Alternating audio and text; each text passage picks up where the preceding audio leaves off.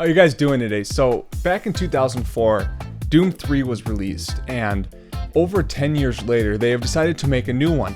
Now this new one is titled Doom 4 or just Doom as they have shown, but what I want to do is I want to go back and I want to compare and contrast these two games and let you guys know what the differences are going to be. So we're going to go through this really quick. I'm going to give you the things that this one has that the last one didn't, or opposite, what this one doesn't have and the previous one did. So let's get right into the video. I hope you guys enjoy.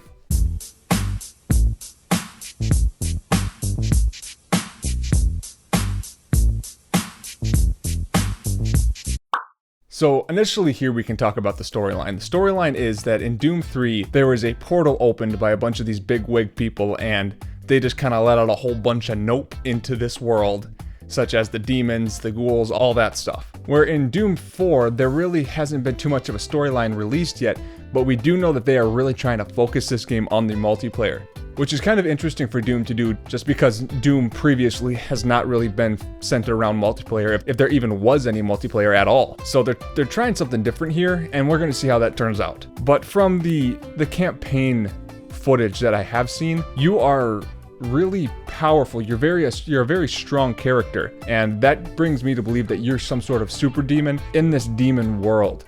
And like you're the head honcho, or like you're the strongest one of all, and you're just going around just slaughtering these demons. So that's what I got from the campaign. There's not really a time that has been set for how long the campaign is, but Doom 3 took about 10 to 15 hours to complete. Whereas, like I said, this one's kind of based around multiplayer, so we'll see how that goes. So in Doom 3, I really realized when I played it, even though this was a long time ago, that the characters had a lot of holes in their story. Either they knew what was going on and they were trying to keep it a secret, or they had no idea what was going on whatsoever. And that's the kind of feel I got when I was playing Doom 3, where it was just more based on let's slaughter a bunch of demons compared to here's a decent storyline. So I hope that the campaign in Doom 4 actually has a decent storyline, because the one that I played in Doom 3 really didn't.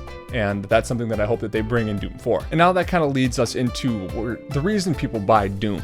Doom has been around forever. I'm not sure when it got released, but it was way back in the Pixel days. And the people that really bought Doom 3 were kind of the people that really just liked the franchise. They're fans of the franchise. They weren't really buying it for the story. Where Doom 4, I think that's kind of the same concept, but they are going for the younger audience with the fast-paced multiplayer aspect as well. But you know that there's going to be a whole bunch of these people that are just Doom fanatics that are in their late 30s that are going to be picking up this game just because it's Doom. And that's going to really boost the sales of this game because it has been around for so long. Now, what I really saw in Doom 4 was that they're kind of keeping the same weapons, they're kind of keeping the same feel, the same crazy attack, melee attacks that these demons do on you. But games nowadays are very gun-based.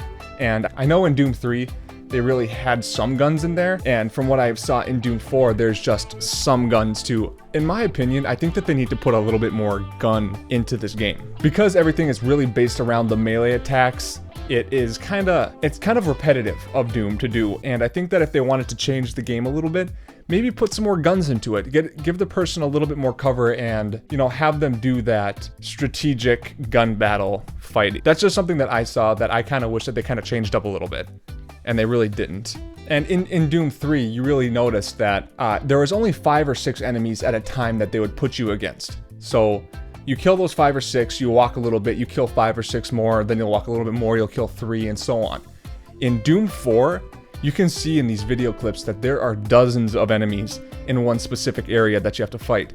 That is something that I like. The fast-paced craziness, demon fighting, crazy brah, that Doom has brought to Doom 4. That is something that I think is going to really push this game forward, giving you a whole horde of enemies compared to just 5 or 6. But with ambushing and trapping, you do have to realize that that is the type of feel that Doom is trying to bring on, is the jump scare, horror type game that Doom is.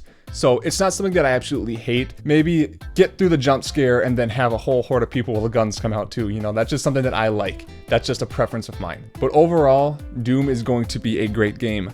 You can't deny that. You can see from the graphic performance that this thing is pushing out to the absolute gore fest that it is. Doom is going to be a good game, and it comes out in 2016. There's no specific release date yet, but I'm definitely picking it up. Let me know if you guys are going to be picking it up too in the description down below.